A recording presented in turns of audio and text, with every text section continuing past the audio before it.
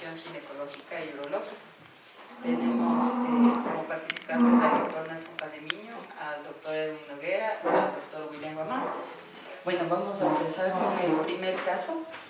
El caso número 1, tenemos una pareja joven de 1 año sin concebir. La mujer tiene 28 años, tiene ciclos irregulares y tiene los estudios hormonales, la FSH y el LH normales, la testosterona libre elevada, un ultrasonido transvaginal con ovarios aumentados de volumen y signos de poliquistosis. Tiene una esterosalpingografía con trompas permeables. Su pareja es un varón de 30 años sin antecedentes relevantes, con un espermograma que presenta oligostenospermia leve. Al examen físico hay un varicocele izquierdo, grado 2, y las... Bueno, en primer lugar, muchísimas gracias a nuestros auspiciantes por tenernos aquí, muy gentil por la invitación. Gracias a los colegas que han asistido a esta reunión, a los colegas invitados. Yo creo que es bastante importante el punto de vista en el manejo de los pacientes con infertilidad masculina y las pacientes infértiles. Hacen que actualmente la nueva tecnología de reproducción ha cambiado mucho el manejo de diferentes aspectos urológicos y ginecológicos, y que las posibilidades actuales de tener un hijo son mucho más altas de las que se tenía hace muchos años. Y creo que tenemos invitado a un doctor especialista en reproducción, un brillante colega que trabaja exclusivamente en eso, un colega urólogo que está en buena hora dedicado a la parte de fertilidad, y creo que es importante que la urología, los urólogos, nos interesemos un poco más cada vez para participar. Creo que es un equipo. Si bien es cierto, los nuevos especialistas están preparados también para el manejo del factor masculino, sin embargo, hay muchas circunstancias en las que no puede faltar el urólogo, y creo que no debemos perder espacio en el manejo de los pacientes con infertilidad y la medicina reproductiva. Si bien es cierto, el punto de vista ginecológico y urológico, en el caso actual que acaba de mencionar la doctora,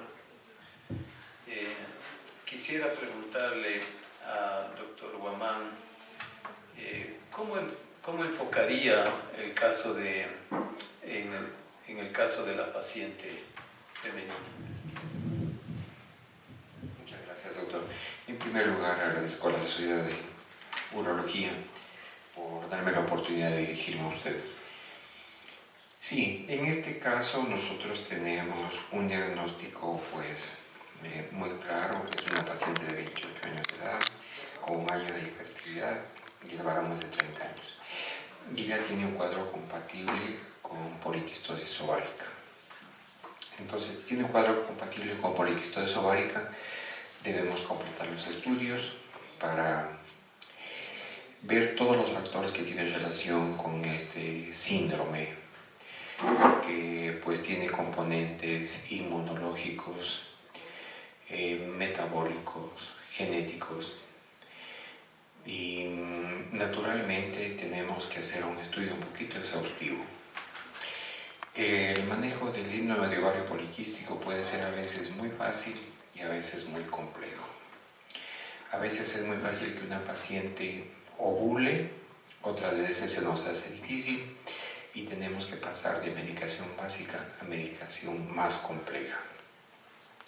Nosotros tenemos que recordar que no solamente es el problema ovulatorio, sino que también es el problema de resistencia a la insulina, es el problema de elevación de colesterol, de triglicéridos, es el problema de elevación de andrógenos, es el problema de obesidad.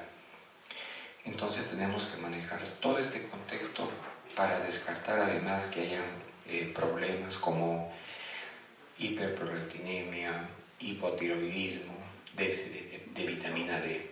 Entonces es un concurso de varios factores que intervienen. Entonces lo importante es hacer el diagnóstico en la paciente, ver si no hay algún problema sobreañadido de este tipo y también tratarlo, solo por citarlo. Por ejemplo, un déficit de vitamina D nos va a dar problemas de obesidad, nos va a dar problemas de hiperinsulinemia, nos va a dar problema metabólico. Entonces, todo este contexto y tenemos que pedir todas las pruebas para una vez con ese diagnóstico de ovario poliquístico y que no haya ningún otro factor o corregir todos esos factores y proceder a inducir la ovulación. Esto no se hace fácilmente, nos vamos a demorar unos 6 meses más o menos nosotros en lograr a una paciente estabilizarla, ¿no? Porque tenemos que pedir cambios de los hábitos, es decir, usted tiene que caminar media hora diaria. Si usted baja entre un 5 y un 10%, va a tener una posibilidad de ovular un 40%. Entonces nosotros tenemos que, no solamente es la parte farmacológica, sino es también el cambio del estilo de vida, la alimentación. Es una paciente que tiene que ser vista por la nutricionista. Entonces, con todo esto, sí nosotros podemos proceder ya a la parte reproductiva. Ese sería el enfoque inicial y naturalmente pedir toda la batería de exámenes, ¿no?, que necesitamos para justamente analizar todos estos factores. Entonces son algunos exámenes, a veces las pacientes se cansan, las pacientes dicen muy costoso, pero realmente tenemos que hacerlo porque si uno no se le maneja y no se le pide entrada, después dice, doctor, pero ¿por qué no me pidió de inicio todo esto? Entonces nos toca, como decimos comúnmente en nuestro medio, torearle, pero ese es el enfoque inicial. Gracias. O sea, sin tomar en cuenta, diríamos, el factor masculino, el pronóstico de esta paciente, ¿cómo lo ve desde el punto de vista reproductivo, posibilidad de embarazo? Gracias. El enfoque reproductivo es muy bueno, es óptimo, porque a diferencia de la paciente que no tiene óvulos, ella tiene en exceso. Más bien en estas pacientes nos cuidamos que cuando estimulamos los ovarios se nos vayan a hiperestimular y se derrame líquido en la cavidad peritoneal. Ventajosamente ahora la tecnología reproductiva y los fármacos han avanzado pero hartísimo. Y nosotros tenemos actualmente farmacológicamente controlado ese proceso de que el ovario exude líquido a la cavidad peritoneal y tengamos un síndrome de ovario poliquístico. El temor de manejarla a una paciente con ovario poliquístico es que como esos folículos estuvieron comprimidos mucho tiempo, cuando le damos FSH, que son las mismas hormonas que se utilizan en urología, ¿no? FSH se disparan y van a ser 20, 30, 40 óvulos de una sola. Entonces la idea de nosotros es controlarlo, que no sea exagerada la producción de óvulos, aspirar a esos óvulos, fertilizarlos, pero al mismo tiempo, impedir que vaya a haber una complicación. Ventajosamente se salieron los antagonistas de GnRH. Hemos controlado muchísimo. Y encima de eso nosotros hacemos el disparo, completamos la maduración con un agonista de GnRH.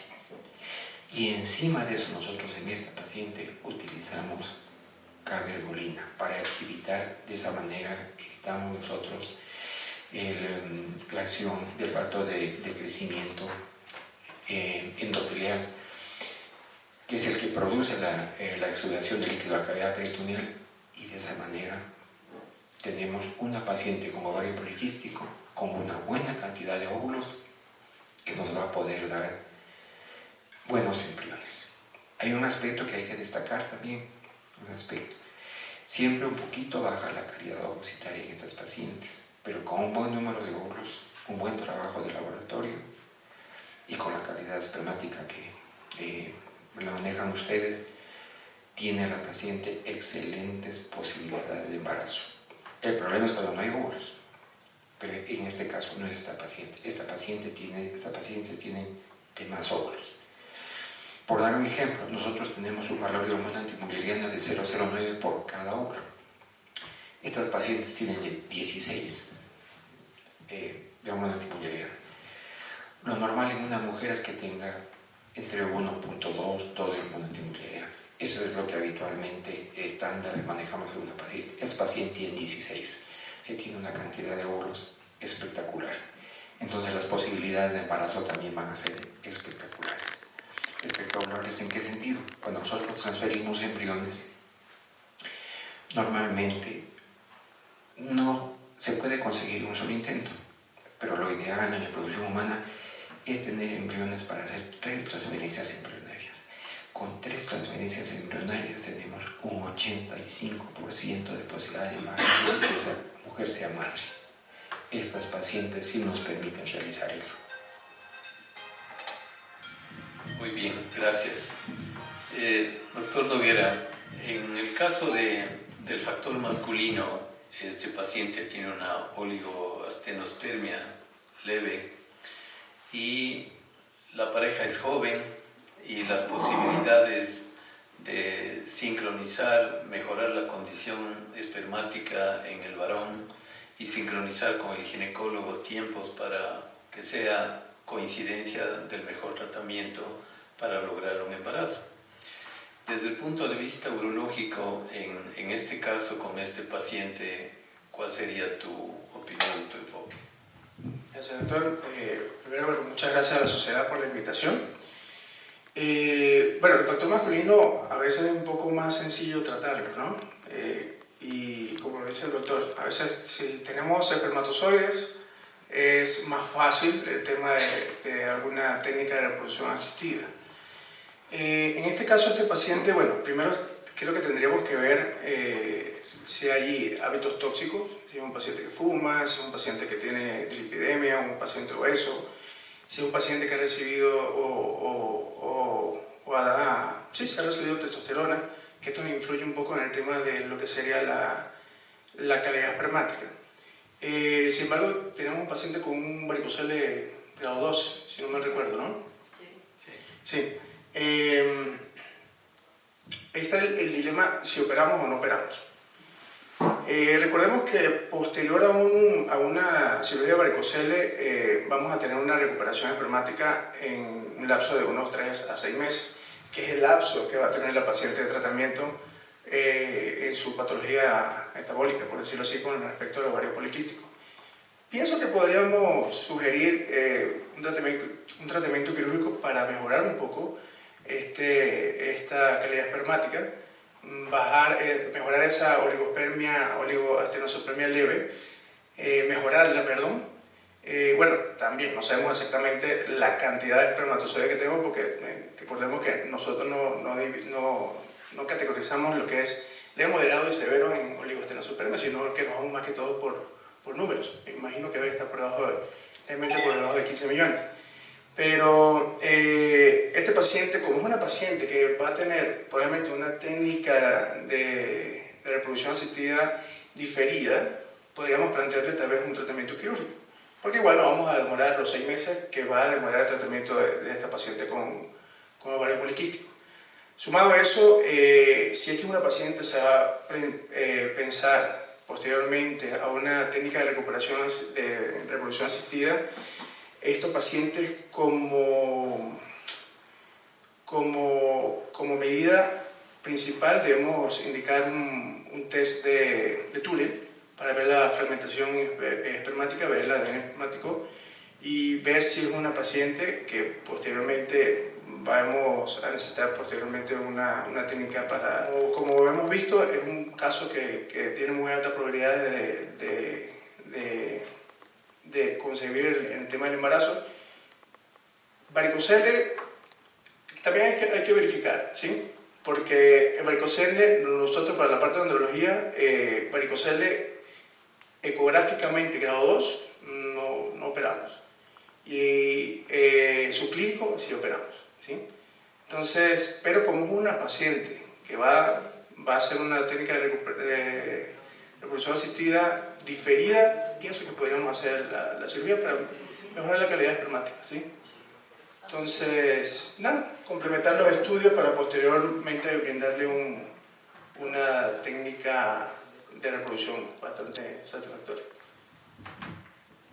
Bien, en este paciente, ¿tú recomendarías qué técnica quirúrgica, cuál es la que frecuentemente la haces? Y durante el tiempo que está este paciente, ¿utilizas algún tratamiento clínico asociado o la cirugía exclusivamente? Sí, se puede usar, evidentemente sabemos que con la parte de los espermatozoides podemos usar lo que son las vitaminas, los antioxidantes, los oligoelementos que mejoran un poco, que se ha visto que, bueno, se ve la mejoría a partir de los 6 meses al año.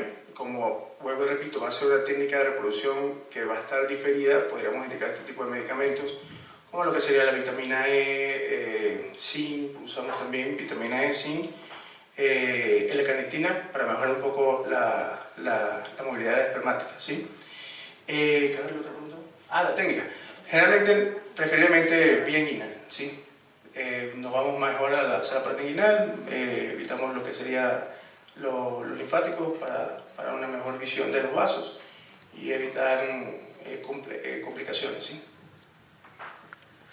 Sí, te preguntaba esto porque diferentes urólogos utilizan diferentes técnicas, unas inguinal, subinguinal, la subinguinal selectiva microscópica, laparoscópica, la técnica de Paloma, y las tasas de embarazo con cada una de las técnicas varía también. Muchos que hacen cirugía laparoscópica para varicocelectomía, me parece una técnica un poco invasiva para hacer un procedimiento que se puede hacer subinguinal con menos invasión abdominal. Y las tasas de embarazo con la varicocelectomía laparoscópica son mucho menores que con la subinguinal selectiva microscópica. Yo creo que sí, el manejo del varicocele estamos de acuerdo en que en este caso en que la paciente tiene su síndrome de ovarios poliquísticos y va a tardar 3 a 6 meses, hasta un año en estabilizar su condición, las probabilidades de mejorar la condición son buenas, pero en caso que no funcione la cirugía y mantenga una oligoastenospermia, ¿qué recomendaría, doctor Guamán? Gracias, doctor. En primer lugar, lo siguiente. Hagamos un escenario. ¿Funciona la cirugía? ¿Funciona la cirugía? Esta señora no ovula espontáneamente. Tenemos que hacerlo ovular. ¿Qué fármaco utilizamos? El letrozol. Con letrozol tenemos máximo 1 o 2 folículos y no vamos a tener un embarazo múltiple. Si falla eso, tenemos el clomifeno. Si falla el clomifeno, tenemos las gonadotropinas. Entonces nosotros podemos hacer el crecimiento molecular y producir la ovulación de manera farmacológica. Y el semen ha mejorado. Entonces nosotros podemos, si el semen nos ha mejorado, incluso haciendo coito programado, podemos lograr un embarazo. Tenemos el primer escenario. Tenemos otro escenario en el cual nos ha mejorado el semen y no logramos embarazo espontáneo. Hacemos inseminación. Nosotros normalmente, cuando hacemos inseminación, pasado un año de que la paciente con relaciones frecuentes no se consigue un embarazo. Entonces, esta paciente tiene, como decía el doctor Noguera, entre 10 y 15 millones. Tendrá una movilidad A más B de un 20%. Es leve. Entonces, con esta cantidad de espermatozoides podemos hacer todas las técnicas. Inseminación, fertilización in vitro, etc. Esta paciente, con 28 años de edad, tiene una excelente expectativa para embarazarse. Entonces yo pienso que eso sería desde el punto de vista cómo nos enfocaríamos. no para pasar todavía a alta complejidad. Entonces, en este paciente, 28 años ella, él 30 años, y con el estudio y la cirugía, pienso que va a ir bastante bien.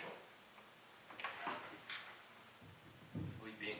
Entonces, diríamos que en este caso estamos claros en el sentido que el manejo brinda muchas posibilidades para mejorar a la pareja y que logre un embarazo. Es una pareja joven y creo que esa es la ventaja tanto de ella como él, que podemos mejorar su condición y lograr el embarazo. ¿Podemos ir al segundo caso? ¿Puedo preguntar? Ah, claro, perdón, si hay preguntas, disculpen. En este caso, si el espermatograma estuviera normal, tuviera un varicocele igual grado 2, pero aún así ya mejoran a la parte femenina y todo, o sea, le dirían aquí la parte de la fragmentación de ADN, pensaría, siempre pedirían, ¿no?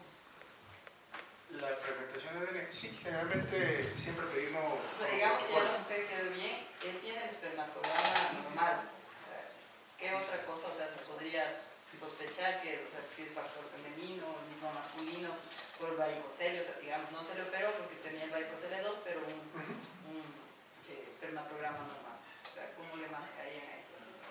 Sí, o sea, particularmente siempre tenemos como protocolo, a pesar de que, de hecho, que el último caso más o menos algo similar, un paciente igual con estudios normales. Sí solicitamos, yo sugiero solicitar igual la fragmentación espermática de ADN por si luego más adelante vamos a tener alguna técnica, que creo que en este caso no vamos a tener una de mayor complejidad, pero sí, creo que incluso lo hacemos de protocolo, pedir el espermatograma con la fragmentación de ADN. Sí estaría indicado. No sé si ustedes tienen algo. Sí, gracias doctora por la pregunta. Hay un aspecto. A todo paciente que tiene problemas de infertilidad debemos hacerle el contagio, el cultivo, la recuperación espermática móvil, la fragmentación de ADN, oxidación espermática. Justo antes de la reunión conversaba con el doctor Noguera y le decía que nosotros en los varones a partir de los 45 años les hacemos columnas de anexina para justamente los espermatozoides apoptóticos queden pegados a la anexina, a la parte electromagnética y solo pasen los espermatozoides que no están apoptóticos. Entonces, una parte muy importante que ustedes conocen es el espermograma. Y justamente en esta reunión hablamos de esto porque a veces los ginecólogos nos volvemos espermólogos. Y las personas que manejan esto y que pueden corregir el semen factor masculino son ustedes. Nosotros no podemos decirle al paciente, no, todos hacemos ICSI, todo ICSI, con ICSI lo sabemos todo. No, yo pienso que es importante saber por qué este paciente tiene su semen de mala calidad y hay que operarlo. Pero en general, pienso que ese es el punto importante en el cual tenemos que darle la vuelta al manejo de los pacientes con problemas de infertilidad. Gracias. Es muy cierto lo que usted dice, como te dice, todos hacemos ICSI, pero que para eso están las indicaciones. Algunos pacientes van con ICSI, algunos pacientes van con simplemente un intrauterino y más que suficiente. Entonces, cada paciente tiene su criterio. Entonces, creo que no debemos saltarnos igual de esa manera los pasos a seguir. Doctor, una consulta. Si este paciente, por ejemplo, o sea, ya se me acabó, como dice yo, la parte femenina y no hay fragmentación en el estudio de esperma, igual operaríamos pensando en que eso puede mejorar o no, o iría directamente a la inseminación. Yo considero, o sea, hay un dicho que dice, lo que está quieto hay que dejarlo quieto. O sea, yo sinceramente no lo haría, ¿sí? Recordemos que vamos a una técnica quirúrgica, si el espermatograma está normal, tenemos la fragmentación de ADN y está todo normal. Ahí me apoyaría más en este caso para poder llegar a la reproducción. Yo no lo haría, porque bueno, sabemos que si bien el varicocele puede ser una técnica quirúrgica sin mayor complejidad, pero las complicaciones pueden pasarnos hacia una cirugía sumamente pequeña. Entonces yo lo dejaría tranquilo, particularmente, no sé si es lo que dice usted. Sí, yo diría que tenemos que evaluar diferentes circunstancias de los pacientes y lo que hay en reproducción asistida también demanda muchos costos y muchas de las parejas son parejas que hacen un esfuerzo económico para lograr tener un hijo. Y mientras menos cosas complejas, teniendo una alternativa menos costosa, diría yo que se podría obviar determinadas situaciones para no complicar la vida de los pacientes ni la del médico. Entonces, si tenemos un varicocele un grado 2 que lo vemos muy frecuente, corregimos la varicocelectomía y ese paciente tiene buen chance de que espontáneamente mejore su condición de fertilidad. Y si no funciona, ok, ya doctor Guamán resuelve el resto del problema. Nuestro segundo caso. Tenemos una pareja igual con antecedente de embarazo espontáneo hace 4 años. Una mujer de 34 años tiene una histeroscopía previa por pólipo, ovulación regular, reserva ovárica normal. Su pareja es un varón de 37 años, tiene un antecedente de orquiepididimitis bilateral a los 28 años. El espermograma actual tiene azospermia, FSH y LH normales, volumen testicular conservado, ecografía testicular sin alteraciones estructurales y la fructosa ausente en el eyaculado. Sería pedirle una PCR para ITS. Eso tomaríamos una muestra del canal cervical y creo que eso sería importantísimo porque ahora se estudian varias bacterias mediante ADN bacteriano. Entonces, si hubiera alguna infección, el tratarla a la señora también, independientemente de lo que se vaya a hacer por la zoospermia del esposo.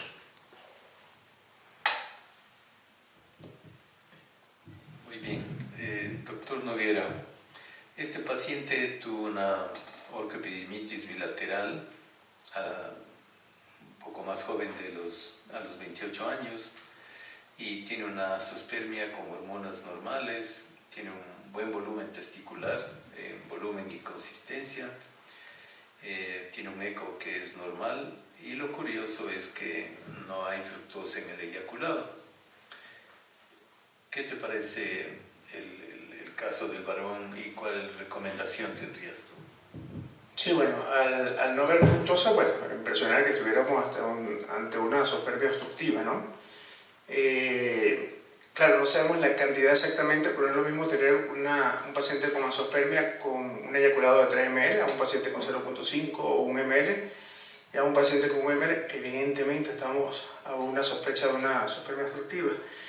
Creo que una de las preguntas era ¿qué estudios hacíamos? ¿Sí? Bueno, si nos vamos a la literatura, está lo que era la deferentografía. Sin embargo, estuve conversando con varios colegas andrólogos, ninguno está de acuerdo con ese estudio en la actualidad, por lo complejo que puede ser. ¿Y qué estudios de extensión podríamos hacer? Lo que podría ser un eco transrectal, y yo me enfocaría más en una resonancia magnética, para buscar si hay algún quiste ventrículo o alguna obstrucción a nivel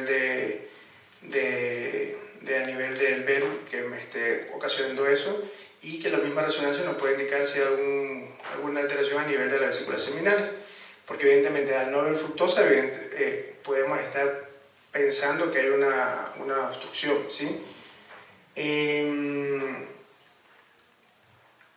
¿A qué vamos? Es un paciente que ha tenido ya procesos infecciosos, ha tenido epididimitis bilateral anteriormente, y creo que preguntaban si se hacía PESA o TESE. En este caso particularmente, preferiblemente el TESE, porque ya haber un proceso infeccioso anteriormente va a ser un poco complejo en la posición a nivel del epidídimo. Evidentemente vamos a tener otra vez una complicación con una epididimitis nuevamente. Entonces, porque creo que esta paciente probablemente vaya a un ICSI, ¿no? Es muy probable que vaya a un ICSI, entonces yo me iría directamente con el TC. Pero sí, otro estudio que podríamos hacer también sería, que nos serviría también de parte terapéutica, podríamos hacer un estudio endoscópico, evidentemente ver si nos conseguimos a nivel de una citoscopía, vemos que hay un quiste en el utrículo y podemos hacer una terapéutica de una vez acercando ese quiste y probablemente allí podríamos solventar la solución de la azoospermia, ¿no? O si es obstructiva. Sí, una consideración en el paciente azoospermico, él tuvo una epididimitis y quizás nos puede confundir de que por la causa de la epididimitis tiene una obstrucción. Sin embargo, el hecho de que no tenga fructosa no se describe acá, pero una norma en todo urólogo que valore un paciente infértil, siempre hay que palpar testículos, epidídimos, cordones deferentes. En este caso, ¿considerarías tú que podría tener una agenesia de conductos deferentes? Pregunta difícil. ¿El volumen testicular está normal? Bueno, según el caso, tienes aparentemente todo normal, FSH, LH normal, testículo aparentemente no hay una afectación, no tienes fructosa y tienes una azoospermia. Entonces aquí la preocupación es si por la orcoepididimitis bilateral se obstruyó, dejó una azoospermia obstructiva, o por la falta de fructosa este paciente puede tener una agenesia de deferentes o obstrucción de las vesículas seminales. Yo pienso que iría más probablemente por una obstrucción. Por agenesia, si hay volumen testicular tal vez normal, no debería haber agenesia. Claro, en medicina 2 más 2 no es 4, ¿no? Pero es muy importante lo que usted dice, doctor, lo que sería el examen físico, ¿sí? Con el examen físico ahí vamos a descartar si en realidad hay una agenesia de diferente. Perdón. Hay un aspecto, se entiende que la paciente tuvo un aborto espontáneo hace 4 años.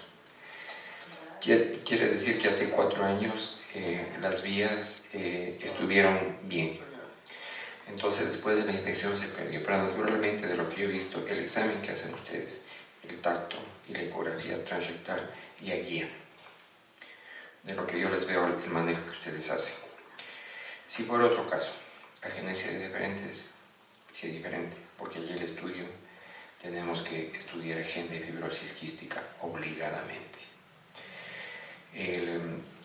En pacientes azoospermicos está totalmente indicado.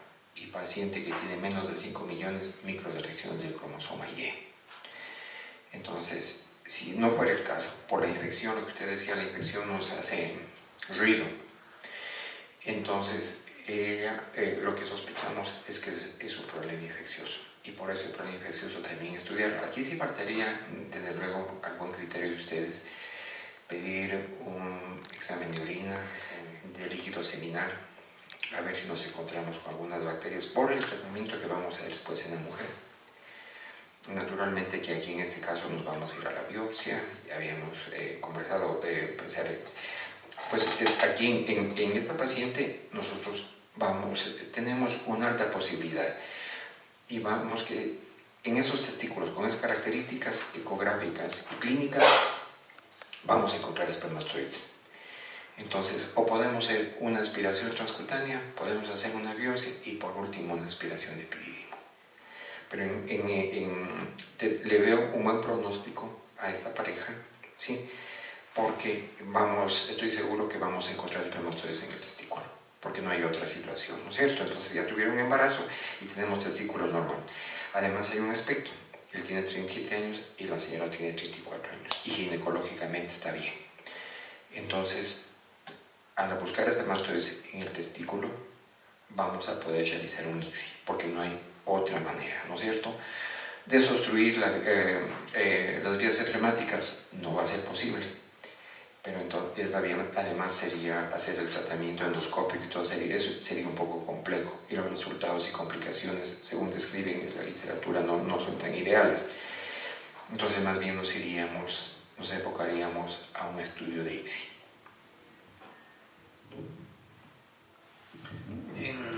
En la práctica ya de reproducción, los colegas que trabajan en reproducción asistida, ¿lo hacen ustedes directamente o con el urólogo quien haga la aspiración? Aquí es un aspecto, lo ideal es que esto haga el urólogo. Bueno, para lo que estamos familiarizados con esto y vemos, ¿no? Y realmente tiene que haber el concurso del urólogo. Nosotros tenemos, por ejemplo, que estudiar el factor testicular. Por ejemplo, estamos viendo que tenemos testículos pequeños, blandos, o testículos pequeños, fibrosos. Naturalmente, que quien conoce el eje hipotálamo hipófisis testículo es el urólogo. Y la función testicular tiene que manejar el urólogo. Un poquito esto se ha venido a menos en el mundo. Hemos tenido oportunidad de estar en algunos centros en otros países y por ser la reproducción la única especialidad en la cual se entrevista a la pareja, ha habido un poco de sesgo en la desviación del hombre hacia el ginecólogo. Pero yo pienso, como decían antes, tenemos que darle la vuelta a esto. Entonces, naturalmente, ¿quién debe hacer los procedimientos andrológicos y urológicos? Tiene que ser las urólogas o los urólogos. Y bueno, lo que dice el doctor es muy importante también, es que no es solo un tema de urólogo y ginecólogo. Tenemos que incluir también el nutricionista, el endocrinólogo, el psicólogo en ocasiones. Es un equipo multidisciplinario lo que es el tema de fertilidad. Bien, así es. No sé si hay alguna pregunta del auditorio. ¿También existe algún factor de riesgo o algún factor de buen pronóstico que nos diga si es que vamos a encontrar espermatozoides viables en un paciente con una azospermia completa? Bueno, sí. Para establecer un diagnóstico diferencial entre azospermia obstructiva o no obstructiva, que no sea quirúrgica o que demande diferentes estudios de imagen, ahora existen marcadores. Lo bueno que en el semen se han encontrado más de 2.300 proteínas y que ahora cada vez permite investigar un poco más sobre marcadores que nos pueden ya indicar si es una azospermia obstructiva o no obstructiva.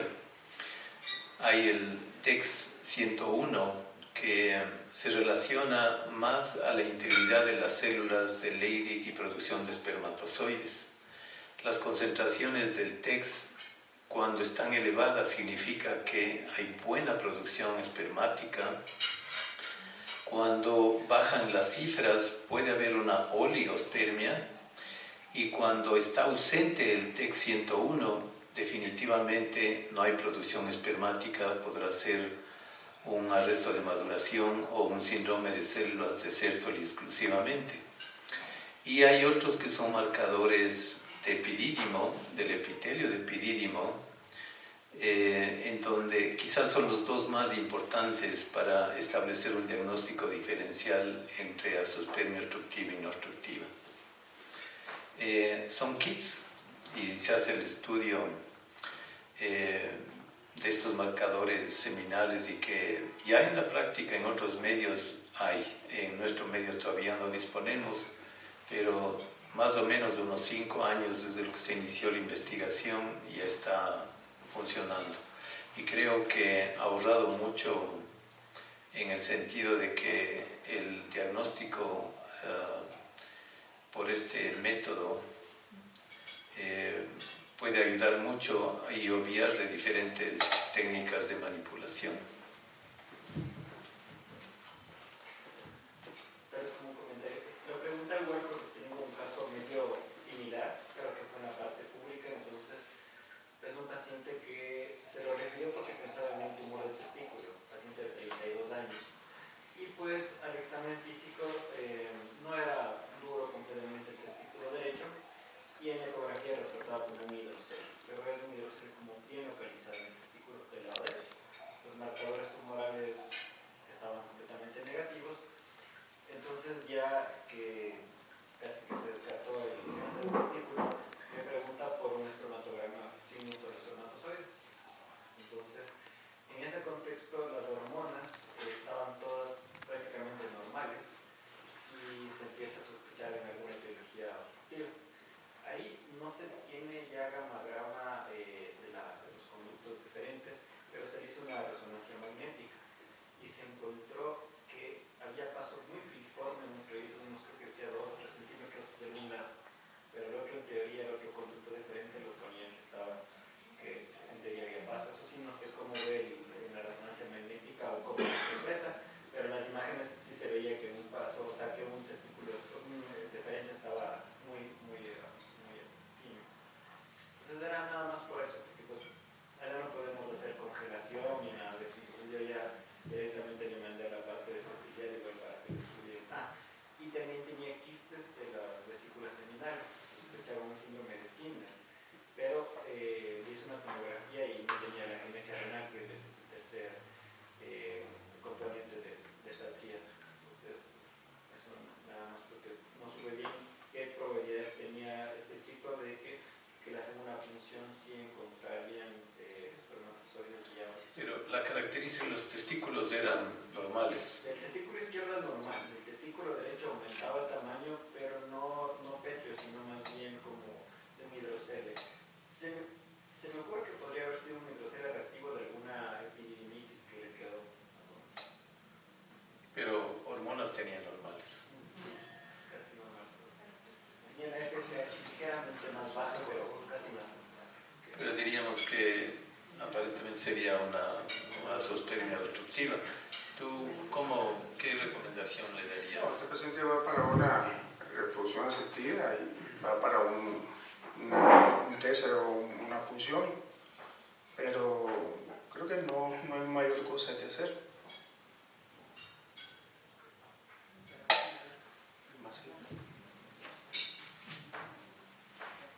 Tenemos el tercer caso, es una mujer con endometriosis moderada y un varón con un semen borderline.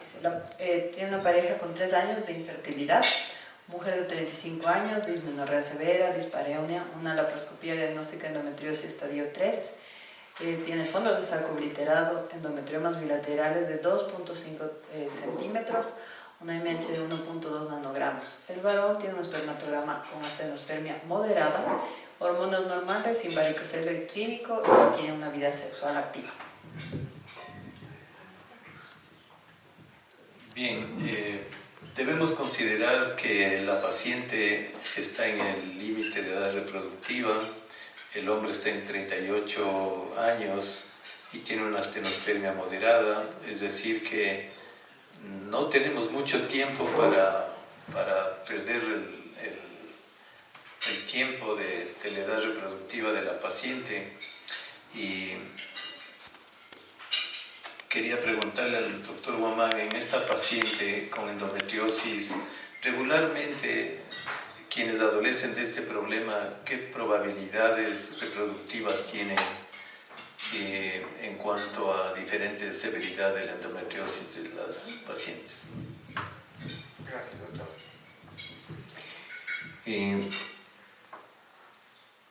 Esta clasificación es de acuerdo a la Sociedad Americana de Fertilidad. Cuando se hace una laparoscopia desde el punto de vista de reproducción, se usa el EPI para ver la afectación de endometriosis dinámica. Además de tener estos puntajes, se ve la historia de la paciente y las características de ovarios, trompas, y eso nos da un puntaje y nos da la posibilidad, nos da un pronóstico de saber a 3 años Mientras más alto es el puntaje, la posibilidad de embarazo es mayor. Esta paciente, como usted bien indica, tiene 3 años de infertilidad. Independientemente de la patología que tiene, toda pareja que tiene 3 años de infertilidad debe ir directamente ya a una técnica de alta complejidad. Además de eso, se suma la edad de la señora y además su problema. Además, esta paciente tiene endometriomas y debe tener esta paciente una endometriosis profunda. La laparoscopia se hace por dolor o por liberar adherencias, tener mejor acceso a los ovarios para la aspiración folicular. Entonces nosotros tenemos que, en esta paciente, si vamos a abreviar un poco las preguntas, ¿cuál sería la conducta adecuada? En esta paciente sería de ir directamente a un tratamiento de FIS de alta complejidad, 1. Y dejar para la posteridad después el tratamiento de la endometriosis profunda, porque lo más probable es que esta paciente tenga una endometriosis del tabique rectovaginal, por eso tiene dispareunia. Pienso que esa sería la conducta en esta paciente. Hay varios criterios que dicen que pues con el embarazo se cura la endometriosis. Eso puede ocurrir o no puede ocurrir. Pero la Sociedad Europea y en la guía del 2023 nos indica: quistes como tiene esta paciente de endometriosis no deben operarse. Las pacientes se operan por dolor, no por endometriosis. Respetamos los quistes, porque lo que se trata de hacer es no bajar la reserva ovárica. Esta paciente tiene 1.2 de hormona antimulleriana. Si se opera, se tocan los ovarios, se tratan los quistes, puede incluso esta paciente quedarse menopáusica. Por tanto, esta paciente tiene que ir directamente a un tratamiento de alta complejidad.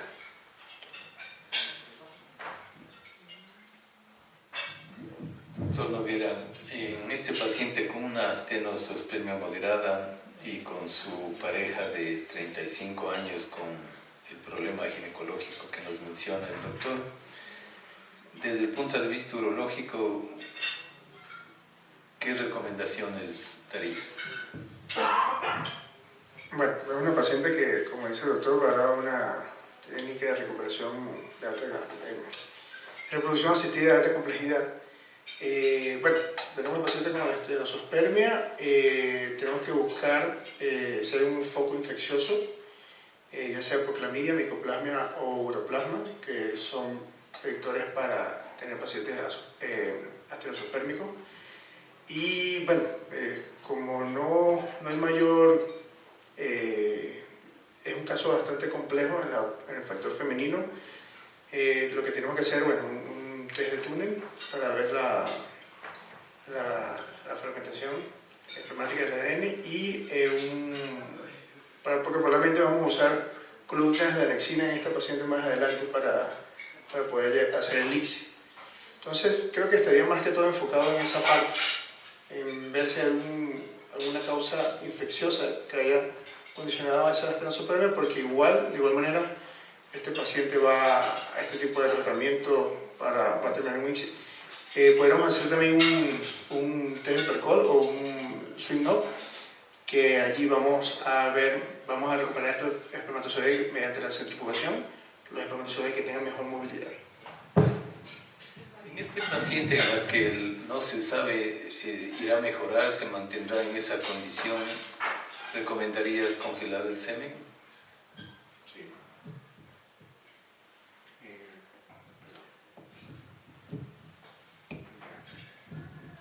Bueno, la congelación de semen nosotros generalmente la indicamos, o mejor dicho, nos envían ustedes para congelar el semen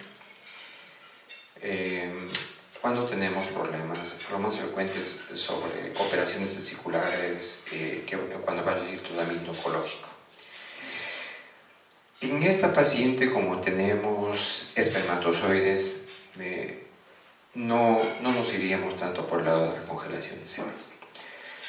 Desde luego hay un aspecto importante que el doctor Noguera acaba de decir, el factor infeccioso. Siempre, a toda pareja que se va a realizar alta complejidad, hay que hacerle todos los exámenes infecciosos. Desde hepatitis B, hepatitis C, HIV y los exámenes para clamidia, gonococo. Eso les hacemos nosotros a todo paciente que va a hacer alta complejidad. Muy importante lo que el doctor Nelson nos trae a colación. La congelación espermática. A veces la congelación espermática la tomamos como algo que se va a hacer rápidamente. Nos llegan pacientes ya que la próxima semana se va a hacer el tratamiento, oncológico y que quiere congelar el sábado o domingo. No tienen ni un examen, no sabemos cómo es ese semen, si ese semen tiene clamidia, nosotros no lo vamos a poner a un banco donde hay otras muestras. Entonces, y a veces lamentablemente no tenemos que congelar. Entonces, ese es un aspecto importante que estamos ahora conversando coloquialmente. Pienso que pacientes con este tipo de problemas deben inmediatamente empezarse en la congelación. Y creo que se tienen que pedir de entrada estas pruebas infecciosas. Pacientes que no tienen hijos, pedir todas las pruebas y pedir un espermograma y con eso sí, vaya para la congelación. Porque es imposible. Ya nos ha pasado más de una vez, tomamos la muestra de semen y nos sale positivo para algunas bacterias. No sirve el semen, lo tenemos en cuarentena, no lo podemos utilizar y ha perdido la oportunidad para tener un semen previo a un tratamiento de quimio-radioterapia. Muy importante la anotación que usted hizo, sí, muy importante, porque en la práctica diaria vivimos esto. Entonces, en este caso en sí mismo, no estaría indicada la congelación de semen como tal. Podría hacerse si el señor va a viajar. Si por X motivo no está con una autorización, consentimiento informado, podría hacerse. Pero nosotros, ¿qué propendemos a usar? Siempre para un tratamiento de alta complejidad, que el semen sea fresco, que los óvulos sean frescos. Eso nos da mejores posibilidades de fecundación, de desarrollo embrionario, de implantación y menos posibilidades de aborto. Siempre procuramos que el semen sea fresco y que los óvulos sean frescos. Claro, ahora ha cambiado mucho porque descongelamos y hacemos maravillas, pero por encima de todo eso, siempre queremos que los tratamientos sean frescos. Nos da un peeling, una posibilidad un poquito más alta de fecundación, pues, y por eso tenemos que luchar. ¿Alguna pregunta? Seguimos con el último caso.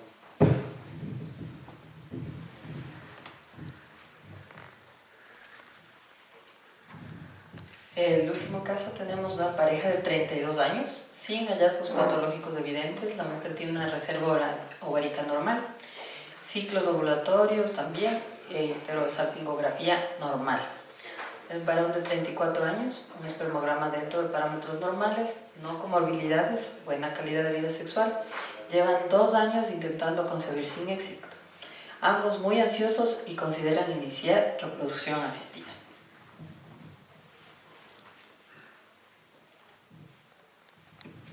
Bien.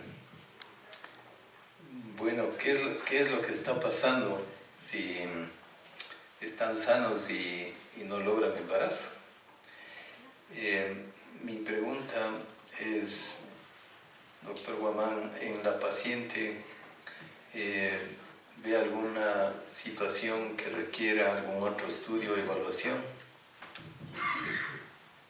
Gracias. Sí. El caso clínico destaca la ansiedad que ellos están pasando, los dos. Aquí hay un aspecto muy importante. Si hay activación del eje hipotálamo hipófisis ovario permanente, diaria, quiere decir que va a haber una mayor liberación de cortisol. Si hay una mayor liberación de cortisol, hay una disminución de la GnRH.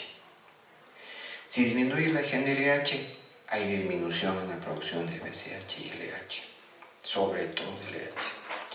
Si tenemos disminución de la producción de LH por la hipófisis, no vamos a tener ovulación. Puede haber menstruación, pero no necesariamente puede haber ovulación y no hay embarazo. Además tenemos otro aspecto.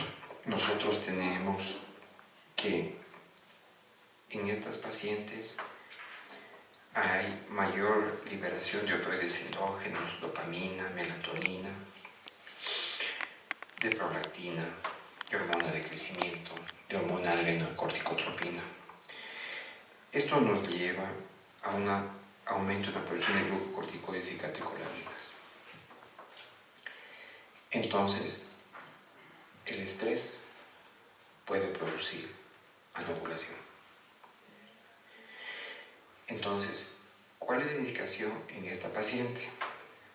El manejo con el psicólogo o la psicóloga. Es muy importante, no solo en esta paciente, sino, por ejemplo, en una paciente que se va a someter a óvulo donado, en una paciente que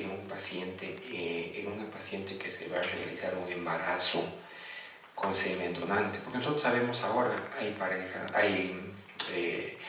pues se hace tratamiento a mujeres de la reproducción humana, la contención psicológica.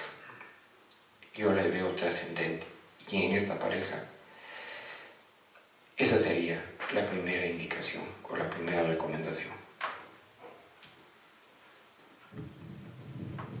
Doctor, ¿no hubiera en el factor masculino alguna recomendación en el caso de este paciente?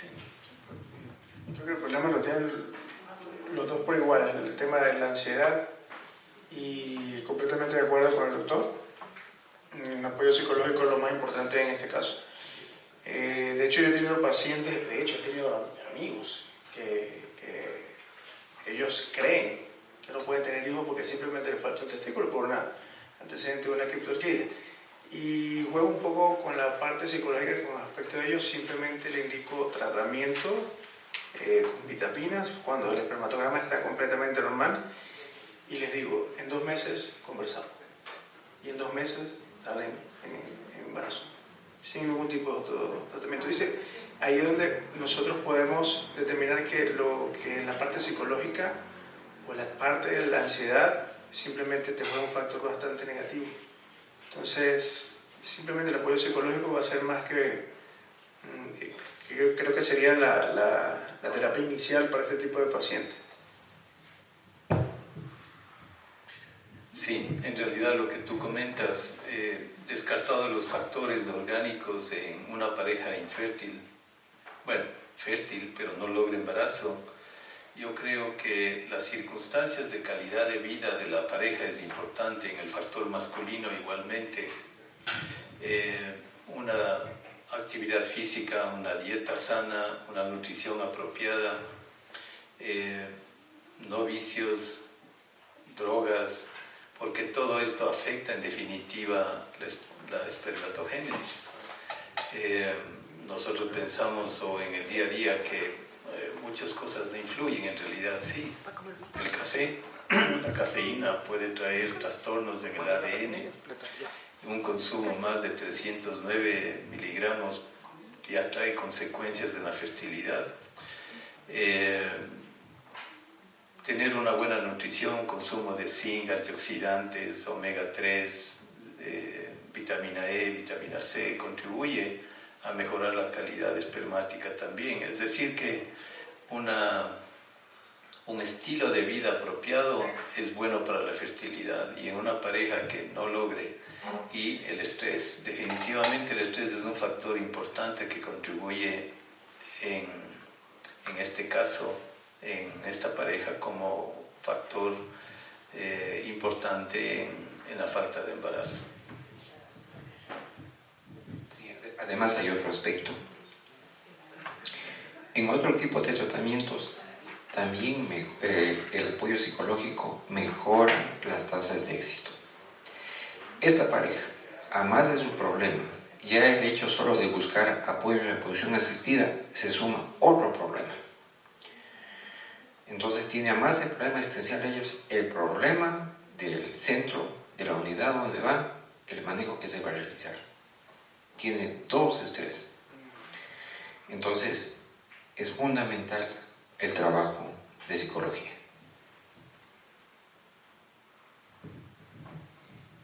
¿Alguna pregunta? Doctor, bueno, para los tres, si el nivel de estrés puede afectar la fertilidad, ¿más en mujeres que en varones o igual?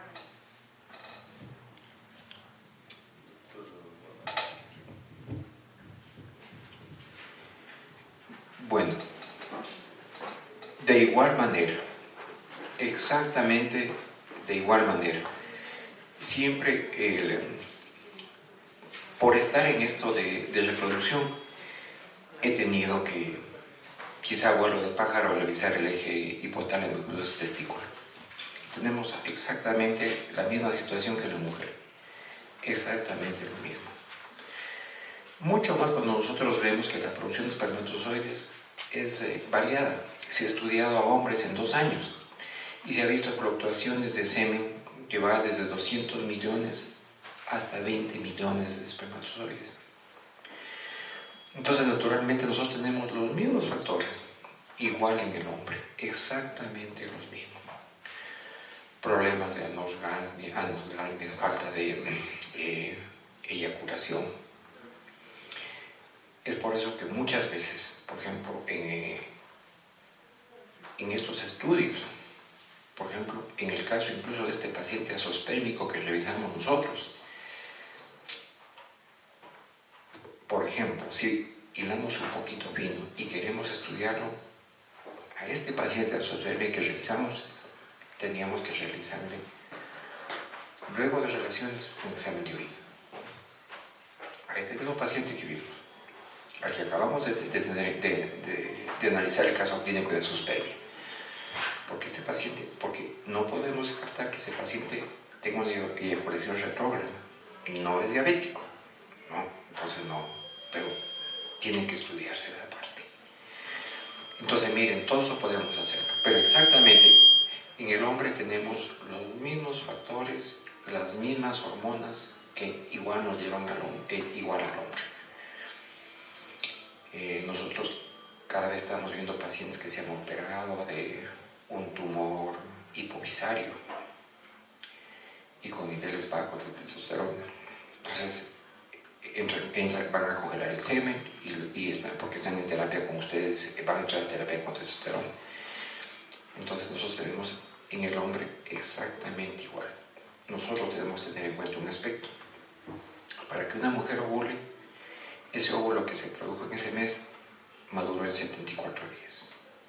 Para que un espermatozoide madure, tiene que también transcurrir aproximadamente 74 días. La diferencia es que se produce un óvulo, mientras tanto que la ovulación en ese mes, mientras tanto que el hombre produce 3 millones de espermatozoides diarios.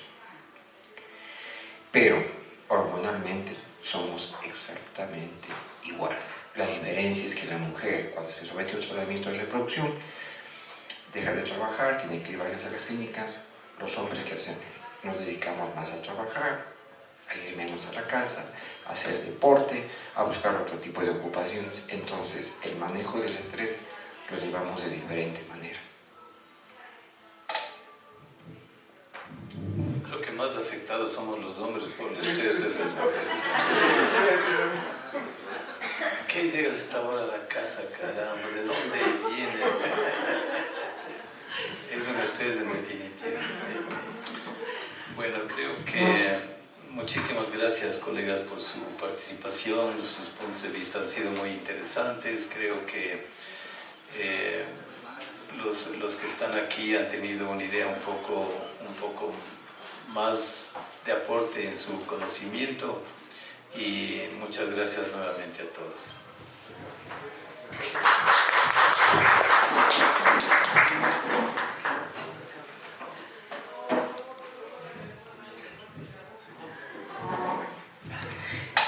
Bueno, muchas gracias con los participantes y Y gracias, doctor Nelson, siempre un honor tenerlo en una charla de la sociedad. Doctor Noguera, de igual manera. Y doctor, qué gusto haber podido compartir esta vez con usted un tema que realmente debe manejarse de una manera multidisciplinar. Me parece que eso es...